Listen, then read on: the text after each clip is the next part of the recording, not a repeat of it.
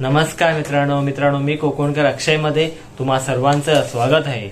मित्रांनो, आज आपण श्री वज्रेश्वरी देवीचा पालखी सोहळा आज आपण पाहणार आहोत आणि या पालखी सोहळ्याचा मान हा भाईंदर गावाला 285 वर्षानंतर मिळाला आहे। तर आता आपण पाहूया की हा पालखी सोहळा भाईंदर गावामध्ये कशा प्रकारे उत्साहपूर्ण वातावरणात किती जल्लोषात साजरा केला जात होतो। तर चला मित्रांनो, आजच्या व्हिडिओची आपण सुरुवात करूया। मित्रांनो, वज्रेश्वरी देवीचा हा पालखी सोहळ्याचा मान हा भाईंदर मधील गोरदेव गावाला 285 वर्षानंतर मिळाला आहे। मित्रांनो, किती 285 वर्षानंतर। तर खूप असं उत्साहपूर्ण वातावरण आहे मित्रांनो। तुम्ही बघू शकता खूप छान असे रोड सजवलेले आहेत, रांगोळ्या काढलेल्या आहेत मित्रांनो। तर खूप असं लाइटिंग पण केलेलं आहे मित्रांनो, बघू शकता तुम्ही। आणि पालखी सोहळा हा आज रात्री ठीक 8 वाजता होणार आहे, म्हणजे आगमन हे देवीचं 8 वाजता होणार आहे मित्रांनो। तर आपण ते पाहूच मित्रांनो, पण त्याआधी इथल्या ग्रामस्थांनी ढोल ताशा पण ठेवलेला आहे, ठीक आहे। तर ते आपण पहिलं पाहूया की ढोल ताशा कशा प्रकारे वाजवला जातो। तर त्यानंतर आपण बघूच की आगमन 8 वाजता कशा प्रकारे केलं जातं ते, ठीक आहे। तर आता आपण पाहूया की ढोल ताशा पण पाहूया, ठीक आहे।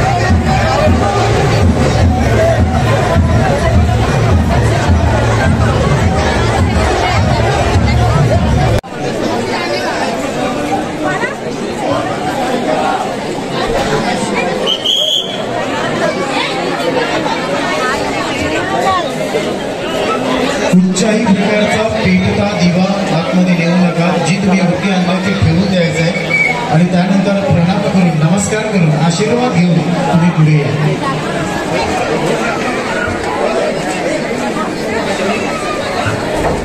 फक्त विश्वस्त कमिटी, बाकी कोणी राहणार नाही. बघा पुन्हा सांगतो, नाहीतर मला नावाने हात बोलावे लागेल.